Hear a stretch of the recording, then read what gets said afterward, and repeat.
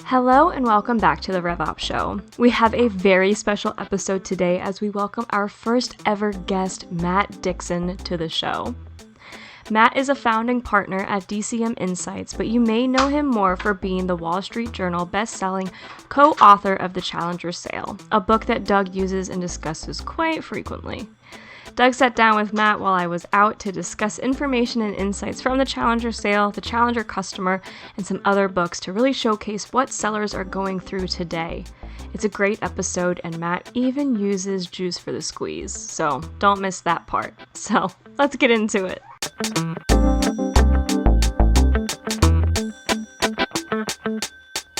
Alrighty, everybody. I can't tell you how excited I am for the conversation we're about to have. I've actually wanted to have this conversation for about 10 years, I think. So this is the longest anticipated conversation for me. With no further ado, let me welcome Matt Dixon to the show. Matt, thanks for joining us. And why don't you tell everybody a little bit about kind of how you got here, what you're doing? Hey, Doug, it's great to be here. Thank you so much. I think if you've been looking forward to this conversation for 10 years, it just means that you need to get out more.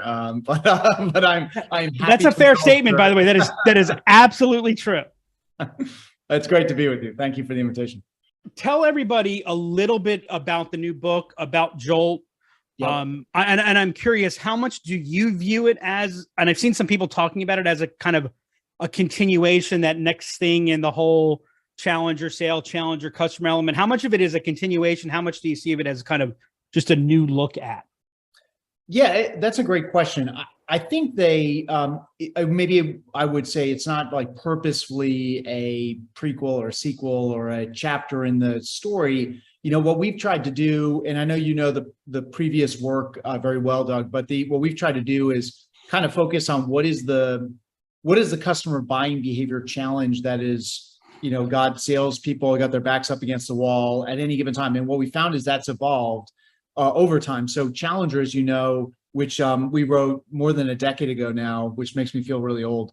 But that was a book about how do we deal with this challenge, no pun intended, of customers learning on their own and boxing us out of the buying process. So you remember that data point that we got a lot of flack for, but I think a lot of salespeople, I think it resonated with them, is that today's customers almost 60% of the way through the buying journey before they ever pick up the phone or request a demo or send an email to a salesperson to have a conversation, which puts a salesperson in a very tough spot where the customer's kind of already figured out what's keeping them up at night. They've already decided who's on their short list. They've already kind of formed their mental model about who you are and what you can do for them.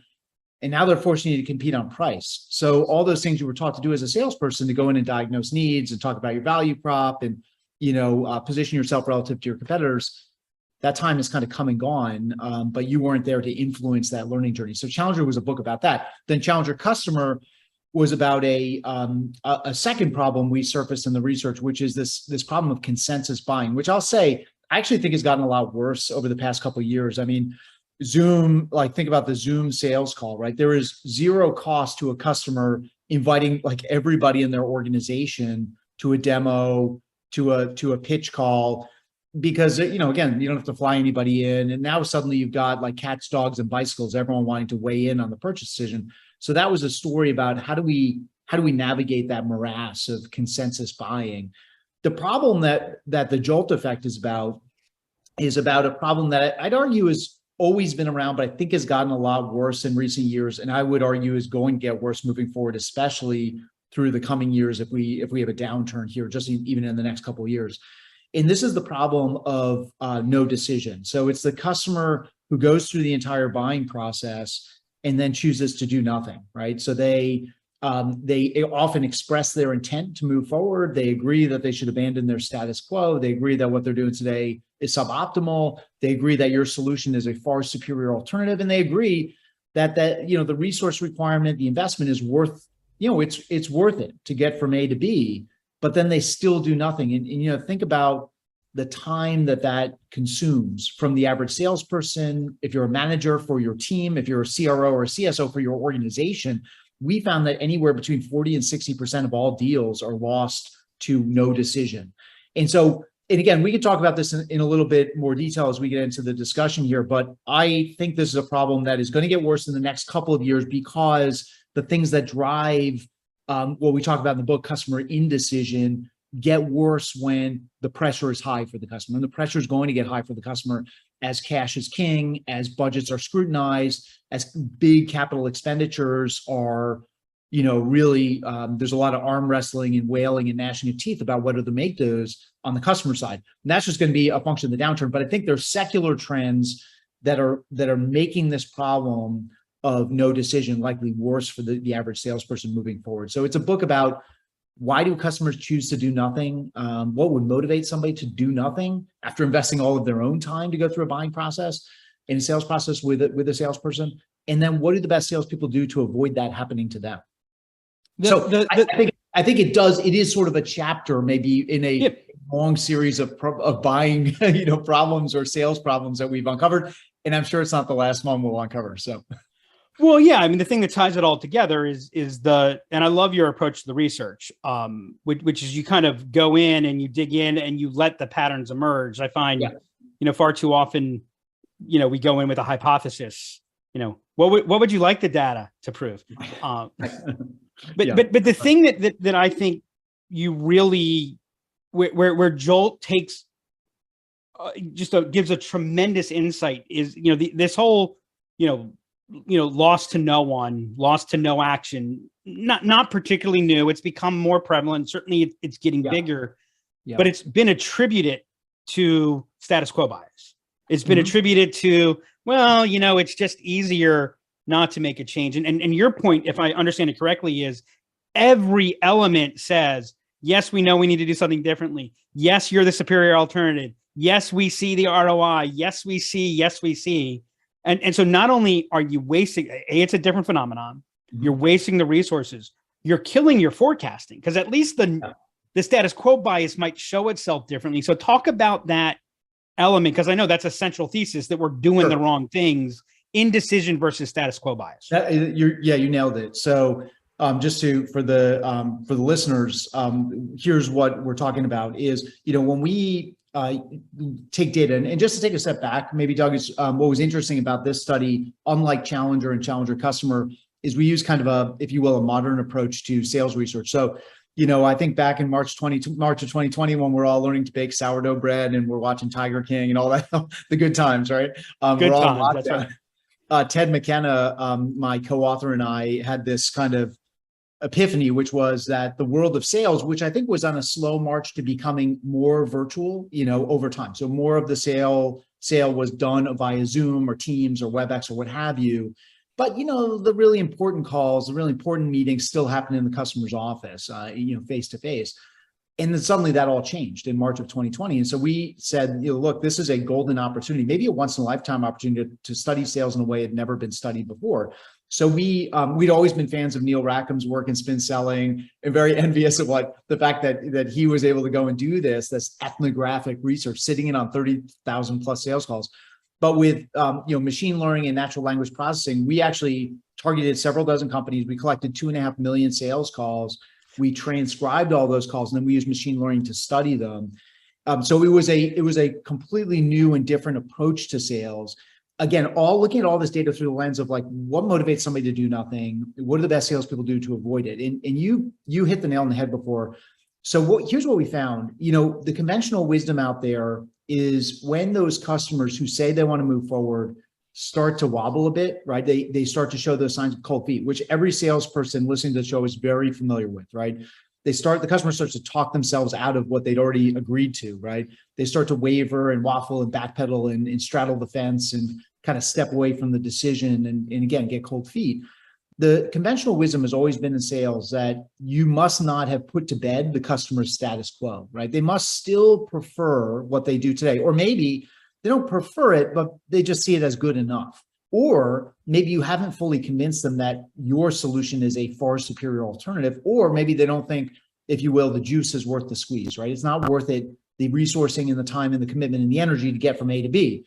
For any number of reasons, you just have not killed that status quo zombie, and it's still got the customer in a vice grip. And so what we tell salespeople to do is go back and, if you will, defeat the status quo or beat the status quo. So we do it in many different ways. The first way is kind of positive. We bust out the carrot. and we paint the rosy ROI projection. We tell the customer, oh, you must not really understand how awesome our solution is. You must not have fully appreciated this very clear benefit we're going to deliver to your organization. So we talk up the rosy future, right? And if that doesn't work, we put away the carrot and we bust out the stick, and then we go to town with our FUD tactics, right? Fear, uncertainty, and doubt. And we try to scare the customer into action. Look, these customers aren't, these problems aren't going to solve themselves. Your competitors are opening up a big gap on you in the market. Your customers hate you for making them, use this clunky legacy system that you guys built. Your employees hate you. Create this burning platform that the customer has no choice but to abandon. And what was really surprising, it wasn't surprising to us to see that the vast majority, like 75% of salespeople, when the customer shows signs of cold feet, they go back and they try to hammer the status quo. Every wobbling and wavering and waffling customer looks like they're suffering from status quo bias. So we take out our status quo hammer and every customer looks like a nail, right? But what we found, and this was surprising, is that backfires more often than it works out. 84% of the time, we're likely to actually make things worse when we treat every wavering and waffling customer like somebody in the vice grip of the status quo, and we try to use that carrot or stick approach. We make it more likely that they'll actually do nothing. So this was a head scratcher to us, and it didn't become clear why until we broke down. We kind of took a step back and we said, the wrong question to be asking is, what do the great salespeople do to beat the status quo? Because that's a question that has been asked and answered many times over, including in our own work in the Challenger sale or even in the Challenger customer. Those are effectively books about overcoming or beating the status quo. We talk about in Challenger, great salespeople are really good at showing the customer the pain of same and showing them that it's worse than the pain of change. But what we didn't realize is there's a bigger question to ask, which is what motivates a customer to actually do nothing? And when you ask that question, what you find is there are two reasons. The first reason is the one we're all familiar with, that they have status quo bias, that they prefer what they do today, and they don't think your solution is a compelling enough alternative. So it's a preference for maintaining the status quo. But it turns out that's only 44% of no decision losses. 56% of no decision losses are driven by something else entirely. And that is not preference for the status quo. It's indecision about changing it. Now, those things I'll grant the listener sound identical, right? And some people are probably wondering, so you're telling me I either prefer it or I'm indecisive about changing it. What's the difference? So let me peel apart the onion just one more layer. So when we look at indecision about changing the status quo, there are three drivers that we found. The first one is the customer who doesn't know what to pick.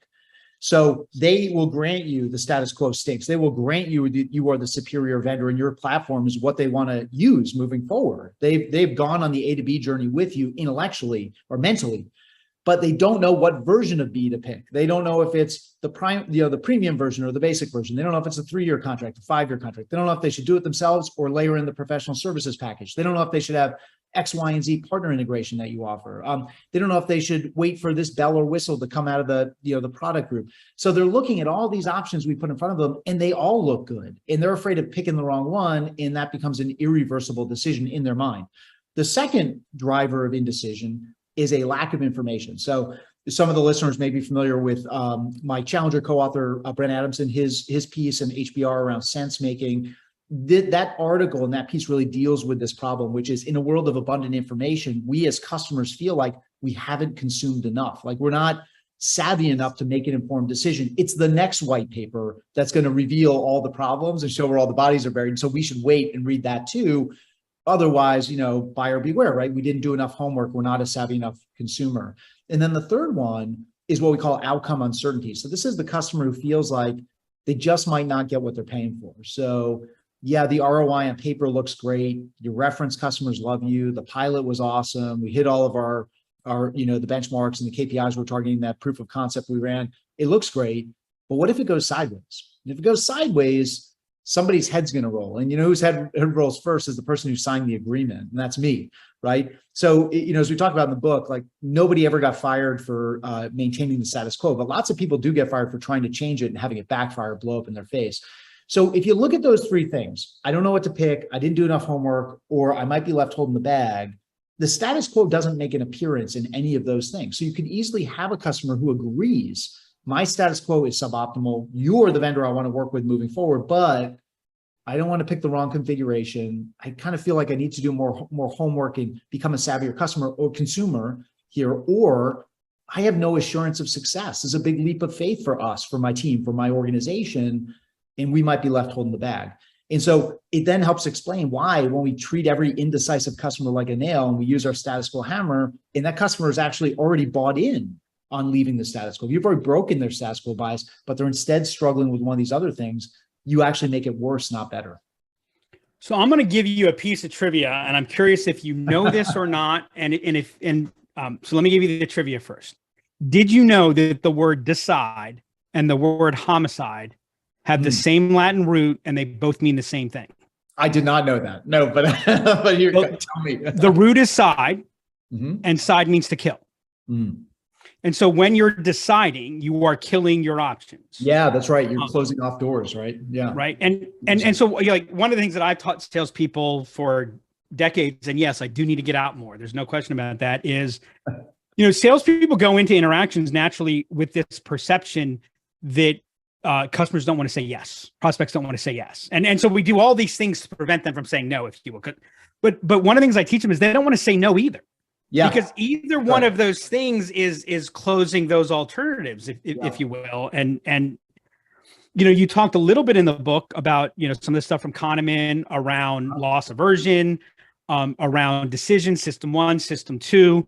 Yep.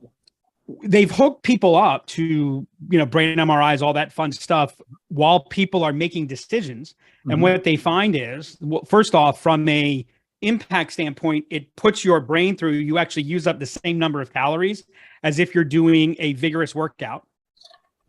And your biochemical response is the exact same biochemical response as if your life were in danger.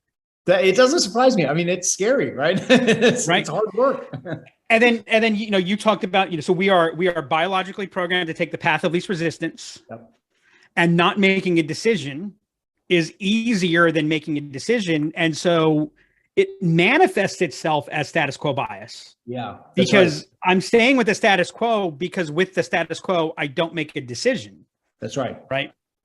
Yeah. Now, I actually think that the numbers are bigger than what your study shows. I'm going to save that for a minute, because I want to ask you, in Challenge Customer, you did a great job of really articulating the consensus problem. Right. And not only did you talk about number of stakeholders, but I love that, it was really, it's not just the individual. The individual is representing a team. So, it might, I guess the number right now is about 6.8, but it's really probably closer to 68 in interest, if you will. That's right. Yeah.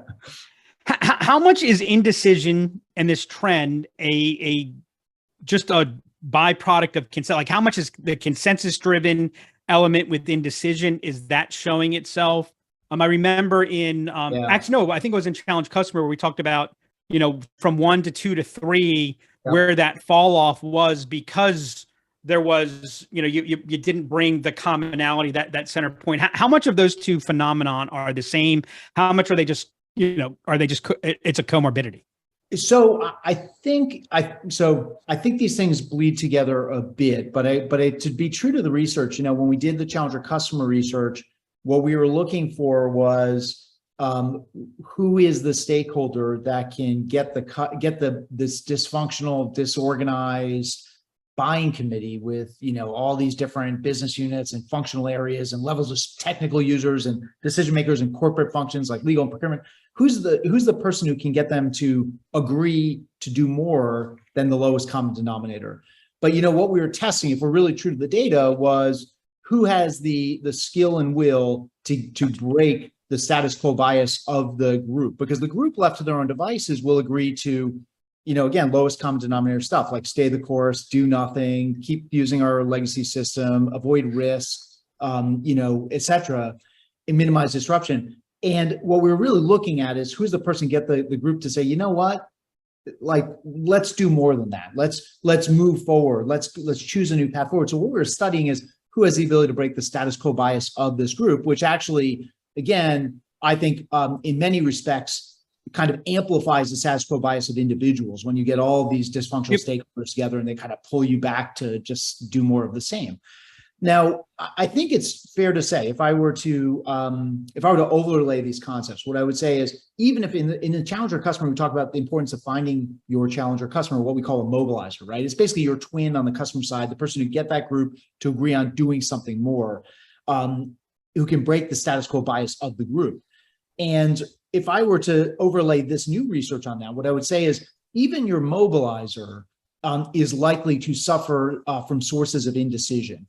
Mm-hmm. Just because they're a mobilizer doesn't make them it might make them somebody who has got the wherewithal to depart from the status quo and get the group to agree to do so as well. But it doesn't definitionally mean that they don't suffer from valuation problems like what should I pick?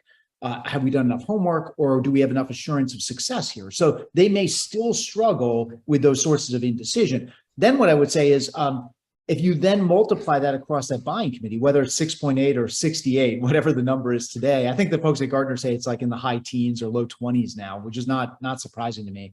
And I think it's getting worse, as we talked about before.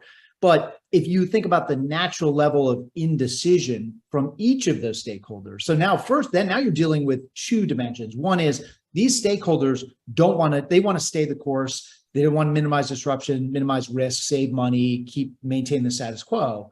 But on top of that, you might have stakeholder A who's worried about, yeah, I could be convinced to move forward, but all these sound like great options. What if we pick the wrong one? You might have stakeholder B who's like, I read the latest Gartner Magic Quadrant report, and there's a bunch of vendors on here we haven't even talked to yet. So we need to leave no stone unturned. And then you have stakeholder 3 or C who's like, yeah, I think this is great, but I mean, of course, they're going to have us talk to the reference customers who are thrilled with them. What about the customers who hate them, where this whole thing went sideways? Because I don't want my name associated with that, because I'll look like a fool and I might get fired, right? I have no guarantee of success. So you bring all this stuff together. Now you're talking about almost a consensus buying problem that's way worse than we even recognized when we wrote the challenger customer. So long answer. And then you've got stakeholder 5 who says we have to worry about the macroeconomic conditions that could cause us to have to reposition our operation and manufacturing facility, which has absolutely nothing to do with the item that's there. But, it's that whole aspect where now, we're no longer competing for segments of the budget. Yep. It's all of it. Yep. All right. Here's why I think the number's higher, right? Because I think what your data showed is how many times it ends in no decision, and which I'm going to take by extension means no action. Yep. I think how many times do you lose the sale to whoever the default competitor was? Oftentimes that's the market leader. So I'll share as an example. I do a lot of work in the CRM segment. Yep. Again, going into that, I'm actually working with a large competitor in that space, and they're dealing with the challenges of competing head to head with Salesforce. Uh-huh. And I said, look, here, let's say that you're looking at these two situations that would be good for competitor A, good for Salesforce. They both fit there. And this company says, makes the decision, we're going with competitor A, right? And so they tell their board or they tell their boss or whatever, hey, we went with competitor A, and let's talk about it being positive, right? The response with competitor A, because it's unexpected, is, oh, really? Why'd you choose them? Right?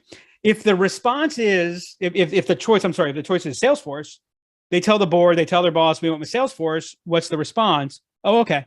Yeah. Right. And again, not negative, not why did you do that? But right. And so I have to go through to choose competitor A. The customer has to go through the rigors of making a decision. Yep. Whereas with that default, which again might not, that's not status quo, it is a change. Yep. There is action that's taken. How much of that loss, and of course, the reports come back, close lost reason.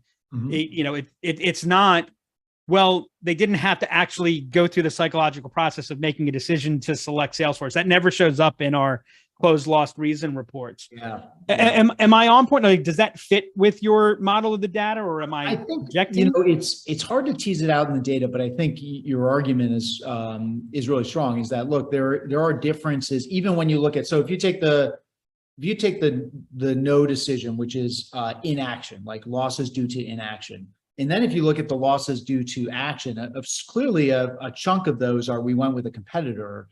And what's interesting there is, when you talk about the safe choice in any market, there is some bleed here, right? Because it is indecision about going with the upstart player, the disrupt, sure, it looks great, it's awesome, but nobody ever got fired for buying from IBM, right? the old adage. And so there is some bleed in there for sure, that it might be indecision, which caused them to actually go with the quote unquote safer competitor. You hit on this idea before, Doug, that we go into some detail on in the book. One of the things we did, because some of the things we found in the data were really surprising and unexpected to us. And so we went back and read a lot of cognitive psychology and behavioral economics work, and you referenced some of it before. And one of the things we go into detail on tries to explain, why is it that customers get so wrapped around the axle with these problems and they just cannot move forward and they choose to do nothing? Is this idea of loss aversion and prospect theory, but there's a wrinkle here. I think most salespeople are familiar with this. It's why we dial up the FUD, because people are wired to avoid loss and more than they're wired to maximize gain. And so we try to play to that fear, right? That concern, that fear that they might lose out by doing nothing. But what we found is, if you unpack it at one level deeper, there's actually two types of loss that people get worried about. One is the loss from doing nothing, and the other is the loss from doing something. And what we find is, and this is backed up by decades of social science research, is that it's the loss from doing something that is more weighty on, right? It weighs heavier on our minds than the loss of doing nothing. And some of that gets into, personal consequences and perception, and what will I look like if I choose to take action and it turns out to have been a big mistake. It's all going to come back on me. It might mean my job. It's certainly going to mean lost face and reputation. I'll have egg on my face, lost reputation and perception within my organization and by my team, et cetera, for having made a boneheaded decision. And again, that's why people will, given choice A and choice B, even if it leads to the same exact outcome, they'll choose missing out over messing up. They're okay with missing out. They're not okay with messing up. And so the solution there, and it's not to say, forget the status quo, it doesn't matter. Remember, 44% of our losses to inaction are because the customer does not agree. They prefer the status quo, right? Yep. You're not going to collect $200 and pass go if you do not beat the status quo. There's lots of great thinking out there about how to do it. Salespeople have been trained to do it for years and years and years. And I would argue that's where most sales training has really been focused. But beating the status quo is about dialing up the fear of not purchasing or not acting, right? Beating or overcoming indecision is different. It's about dialing down the fear of purchasing, right? So how do we get the customer more comfortable with the fact that they are not making a huge mistake? And as a salesperson, you got to understand when it's time to use your status quo hammer and when it's time to overcome indecision. When do you toggle from one playbook to the next? And I want to circle to that. I got a small question for you. Then I'm gonna share a thought, which will put us right back into where you were. When you did your analysis about win rates, my assumption is it's based on number of opportunities. Yeah. So, did you or are you able to do that analysis on dollar value of opportunities? Yes, but here's why we didn't. So we looked at a huge sample of calls from or sales opportunities across a wide range of companies. And because of the breadth of the sample, we had pretty transactional product focused sales, like more inside sales or what have you, kind of 1 to 2 calls, right? And those tend to be lower dollar value. Then we had really complex high dollar value deals. And so we wanted to look at what's the tie that binds across this. So it's not to say we couldn't, but we didn't look at it that way. The second thing I would tell you, there's a wrinkle in the research, which was surprising, is that one of the techniques, and we talk about this in the JOLT playbook, and how do you get that customer comfortable that they are not making a big mistake, dial down the fear of purchasing. And one of the ways you do it is you de-risk the purchase for the customer. And one of the things we found that best salespeople do is they actually encourage the customer to, whose eyes will often get bigger than their stomachs, right? I want to roll this out enterprise wide. We want all the bells and whistles. I'm going to take this, what was a $100,000 proposal. Now it's $1 million thing. And the average salesperson's like, oh man, this is going to make my year. I'm going to Cancun. This is amazing. But your best salespeople are looking at that and they're saying, that is a deal that is going to require tons of consensus. I may never get it sold. It's going to amplify your indecision. And what I'm going to do instead is encourage you to actually start a little bit smaller, and we'll structure the contract so we can scale it up quickly. But that is my way of de-risking it and making you more comfortable to move forward and act.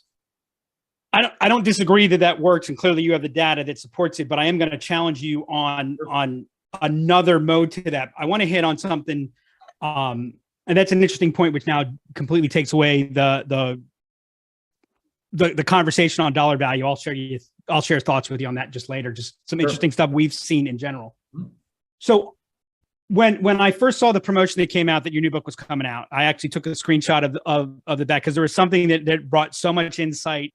It's stuff that I would take like 10 minutes to explain, and you did it in basically half a sentence. So hence why you have the best-selling books right now and I do not. I don't say anything in a half a second. That's very generous of you.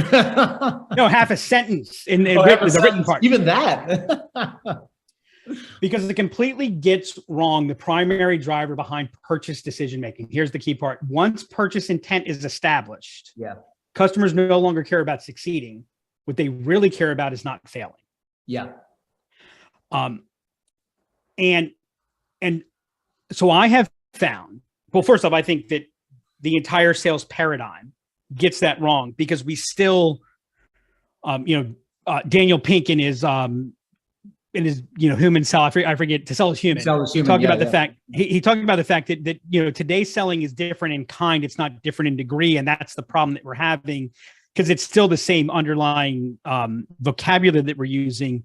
And so we're still steep for all of this advancement. We're still steep at its core at a feature benefit based paradigm, right? Yeah. Which is, do a benefit summary, remind everybody about how happy they're going to be, right? Yeah. How good is this going to be? As opposed to, and I see like this is where I get the most resistance from salespeople when I coach and train them, or when I'm co-selling with a larger organization, is early on I go into a conversation about why this will fail, and I do it early. Yeah. I say, let's talk about why this is going to fail. Yeah. Right. And my goal is I want to come up with at least twice the number of reasons that they have for why something will fail.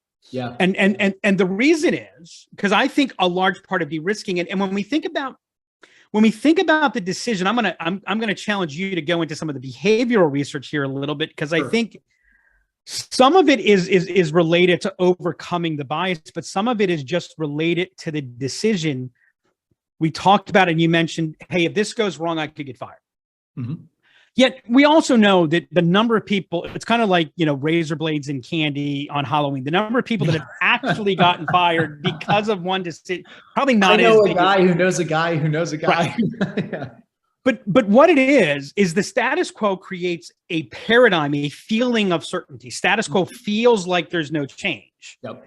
And for all of the benefit that you're going to bring, et cetera, there is uncertainty. I call this the Cujo effect. Yeah.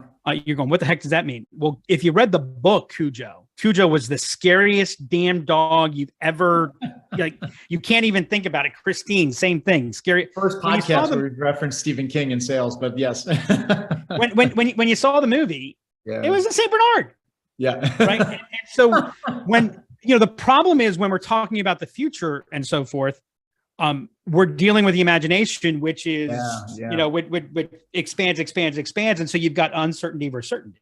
Yeah. Right. And so I think like what happens is we keep not only are we doubling down on the FUD factor, but we keep doubling down on how good you're going to be instead of making it clear. Here's the path.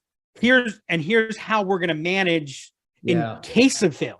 Yeah, it's like when we go to the doctor tells us, hey, if I'm going to operate on you and there's an X% chance you won't wake up from the surgery. Yeah. But you know what?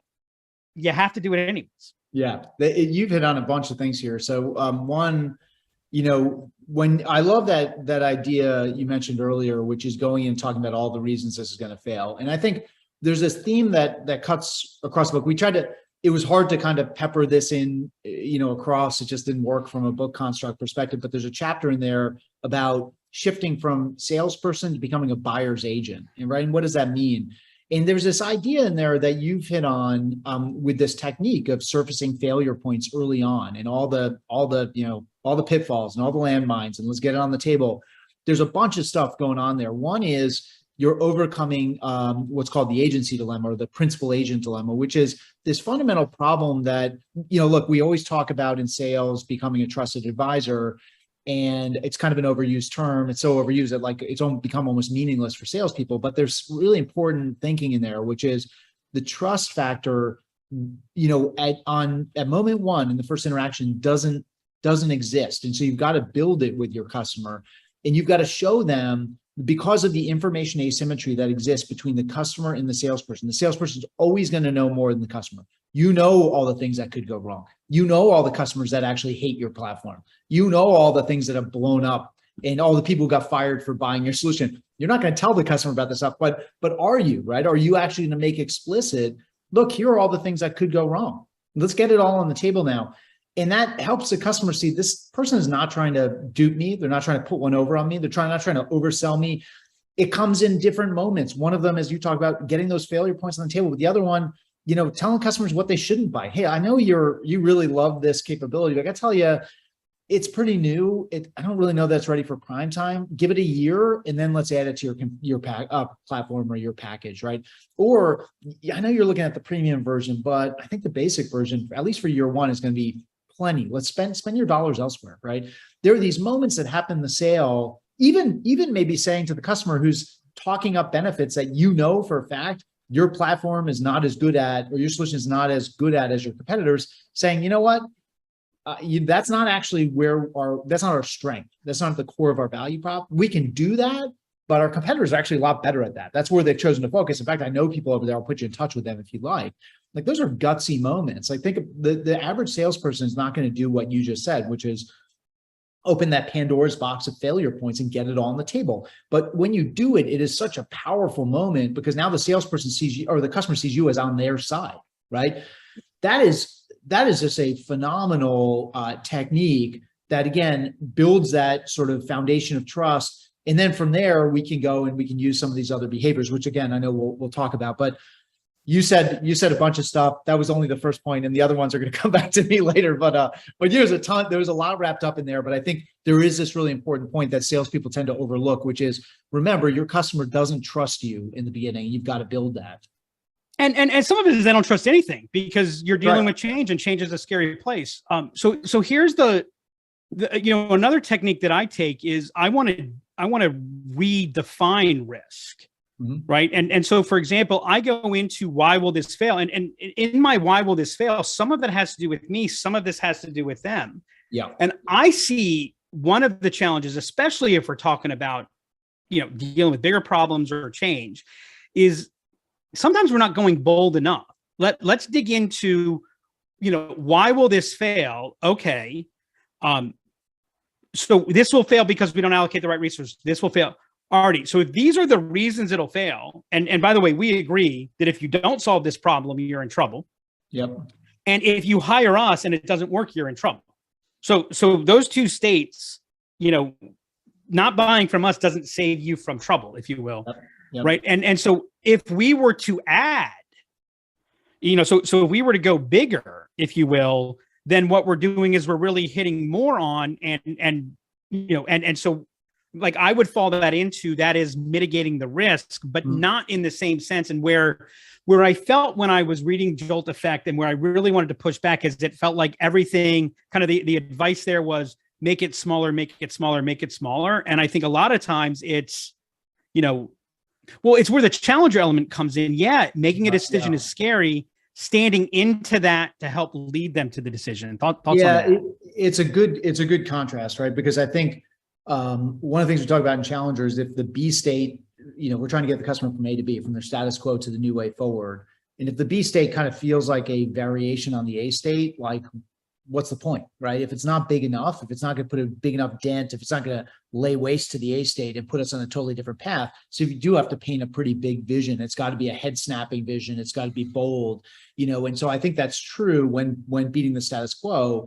When it comes time to getting ink on a contract, though, we can agree that that's where we want to go. But how we get from where you are today to there, maybe it's a crawl, walk, run, right? And I don't think that's true. Always start smaller for every customer. So certainly, you got a big deal and you think you can get that customer over the line, then by all means you should do it. But I think for a lot of customers, it's the size of the thing. I totally get the vision. I'm with you there. I am leaving that burning platform. We're moving forward. but how do we get there? Is it a day one? Is it a 6 months in? Is it a year in? And do we need to take baby steps? Because the thing is, if I sign up for this huge thing and I spend a ton of my company's money, all eyes are on me for like, where's this ROI? And if we could start smaller, get some runs on the board, prove it out, and then, but structure the contract in a way that we can scale up quickly, takes less pressure off me, it takes some pressure off me, et cetera. So not necessarily an always start small, but be a tool in the bag. One of the things that I think about, we'll talk more about the behaviors as we get into it, but a lot of this is about trying to suss out where's the indecision coming from. It's the first step in the JOLT playbook, right? Where's it coming from? What's the magnitude of that indecision? In my tool belt, I've got a lot of different things I could do to get you comfortable with taking action and get you to move forward. What is that thing I'm gonna break out? You mentioned, Doug, before, just one other thought. This idea of, in actually Dan Pink's new book, The Power of Regret, talks about this, if we think back on, whether it's a customer thinking back on their biggest missed opportunities as a leader or as a manager or an executive, or you think about just anybody, right? Like, what are your biggest regrets in life? Everybody goes back to the things they didn't do. It's not the things they did do. It's like, should have taken that job. I should have gone and started my own business 30 years ago. I should have gone to Woodstock when I had an opportunity to go. And I said I wanted to stay home and watch TV that weekend. It's going to rain and be muddy and I don't want to be there. Things like that. Those are the things we look back on and we regret. But what's interesting is over time, those things they factor more prominently in our memory. And again, anybody, a customer, an average person is going to look back on the things they didn't do as their biggest regrets. But for a salesperson, a lot of it is, how do we deal with the here and now, right? I do want to appeal to your future regret of doing nothing. That's how I beat the status quo. But getting you to take action is overcoming those more tactical concerns of like, how am I going to get the return that we're talking about here? I want to leave the A state, but how are we going to make this real? Did I pick is it option A, B, or C? Did I do enough research, or am I going to look like a fool because I didn't wait 3 months for the Gartner Magic Quadrant report to come out? And if I had just waited, I would have seen where all the bodies are buried and I wouldn't have made a dumb decision, So you're making me take a different tack because I can't believe how much time has passed already. I got to ask you this We're question. on like question 3. I know. So it's funny. I wish I could show you the notes that I was writing because, at some point I'm like, well, how much is this about maximizers versus satisficers? Yeah. And then it was like 2 pages later, you're talking about maximizers versus satisficers. So, one of the things where I challenge, where I have a challenge working with salespeople is salespeople have a tendency to think of their solution through the lens of a maximizer. Like, this could have $1 million impact on your whatever, and you're selling to a $25 billion company. And I have to explain that $1 million to a $25 billion company doesn't really mean anything. Right. And by the way, this is not the highest thing on their, on their whatever. So they are satisficers. Now, so with your point about making decisions being, it's important to be comfortable with good enough. Yeah. And so satisficers make decisions more easily. And so they fit your paradigm there, but maximizers are more likely to find the small nuanced distinction of the release that you just came out with more compelling. How do you balance that where, to some degree we're selling to maximizers in our story, but we're taking a maximalist approach to our, there you go. Like how do you, did you pick any of that up or? Yeah, no, it's interesting. So we talk about it from the lens of, especially around this behavior of, in the JOLT playbook, the J stands, JOLT is an acronym, judge the level of indecision, offer your recommendation, limit the exploration, take risk off the table. And we kind of talked about ideas around taking risks off the table, but if we go to the J, judging the level of indecision, we talk about a kind of an equation that you want to use. The first thing you got to understand as a salesperson is it's not just about qualifying or disqualifying or forecasting an opportunity based on their ability to buy.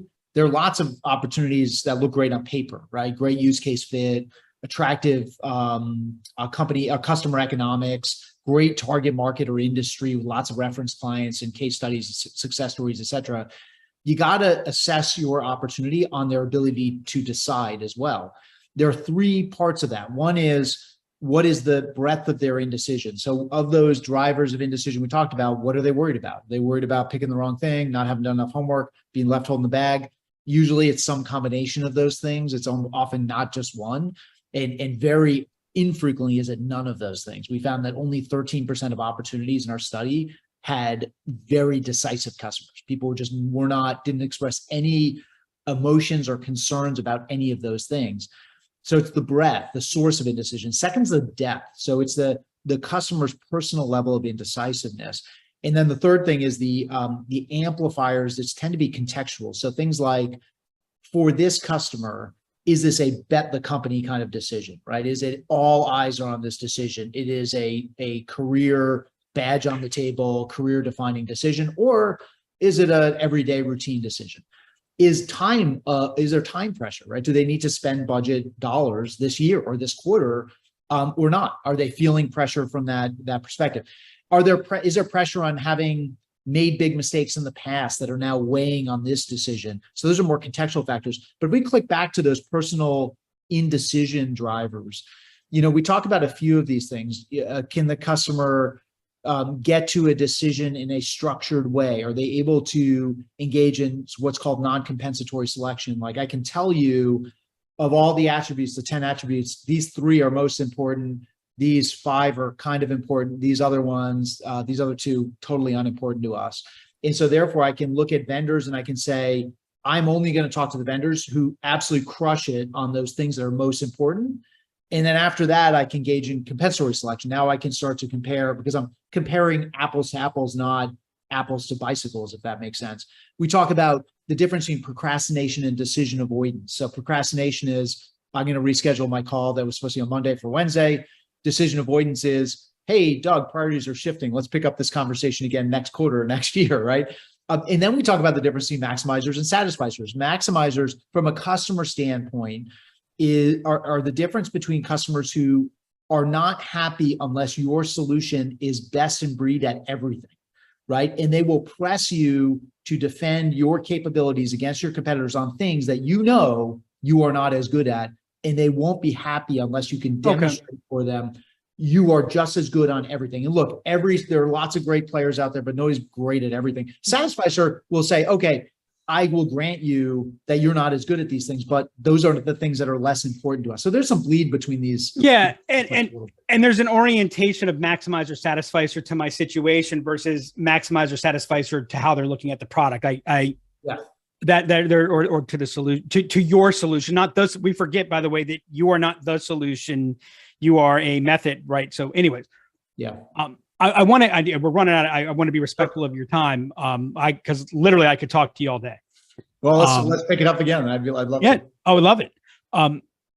So I'm reading the book and I'm going through this and I'm having 2 thoughts.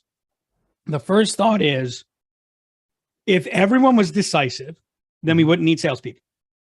Right. So it's kind of like, yeah, this is your job. The very fact that they're talking to a salesperson in a world in which they can buy a lot of stuff online means that he can't make a decision, right? So that's true for a lot of solutions out there. Oh, I forgot to mention earlier when I talked about once purchase intent is there, think about what's happened in this 0 moment of truth world. Every selling organization is pursuing post intent. Mm-hmm. And then we're coming in to tell you why we're the best, when if the intent's already there, like, we're already on the wrong play. That's why I always say, that's the best time to get in there is before intent. Yeah. The issue I had with the Challenger 57%, 60, whatever percent, wherever we want to say, is it didn't account for the first 2% or before you were at 0. Right. Yeah. I can be in there, and it's actually, in a lot of ways, it's easier to get in there. It's like, once they hit 3, once this becomes a thing. Yeah. Then it's like, no, you don't come in until later. But yeah, I want to hit this question. We actually talked about that in some following research, but never made it to any of the books, is this idea that, so remember, you've seen that graphic, the big blue arrow that says 57%. Yep. What we learned in follow-on research is the best salespeople actually engage customers before that arrow even starts. They're doing what you're saying. They're teaching customers, engaging them where customers are learning about opportunities and what's possible. I just need a research machine. Here's the second thought I had. Yeah. I feel like so much of what we're talking about here, and I'm not saying it's not a real issue and it's becoming bigger, but I feel so much of it is self-inflicted. Mm. I think you're right. I agree 100%. I think a lot of so what's interesting, if you look at any of these things, so think about, like, if I think about offering recommendations, it's all about limiting choice set, the Barry Schwartz world of like, go from like 1,000 flowers blooming to like, here are the things you should consider. And by the way, this is the one you should pick. Limiting the exploration. It's like, how do we get our customer to like stop spinning their wheels with endless amounts of research and analysis paralysis, taking risk off the table? How do I get you comfortable? There is a safety net here. You're not taking a leap of faith. There is a counterpoint to each of those things. So take just offering recommendations. The default approach for salespeople is throw more and more and more at the customer. And when the customer is uncertain about what to pick, you ask good questions to get them to figure out for themselves what's most important. But that just leads to what we found in the data is actually all you do is diagnose, and get the customer to try to lead them to the decision and get them to make it themselves. The win rate is paltry. It's really is well below the average. But if you can couple diagnosis, which is an important skill, with a recommendation, hey, I'm toggling from what's important to you to, if you want my opinion, I think you should go in this route, then you jack up win rate significantly. So if all we do is what we've been taught classically in sales is just like the customer is king or queen, they will figure it out. All you need to do is ask great questions and lead them there. It doesn't lead to very high success rates. We forget diagnosis comes from the process that's paired with prescribe. If you diagnose and don't prescribe, then you have a troubled patient. But I also think what happens is, well, we act like we're surprised that they're indecisive. Yeah. We act like we're surprised that they don't know how to decide. Yeah. Because so much of what you're showing is, okay, here's what reps do when confronted with this to fix the problem. So one of the things I talk about is, roughly at about 50% of the process, do we have clear decision criteria? Mm-hmm. Now, 9 out of 10 times, we do not have good decision criteria. Yeah. But by the way, in the first 15% of the process, is the problem defined? That's a little bit of that compensatory selection stuff we're talking about. Like, could they even articulate their decision criteria? And one of the things, I think one of the tells we found, I don't know if you see this in your own work, but oftentimes our customer won't tell us who else they're considering, right? They keep it a secret. Sometimes they tell us, but often they don't. But salespeople have ways of finding out, right? Who else is in the mix? Who's vying for this? They have hypotheses. Some of them confirmed or not, whatever. They work their network, they find out.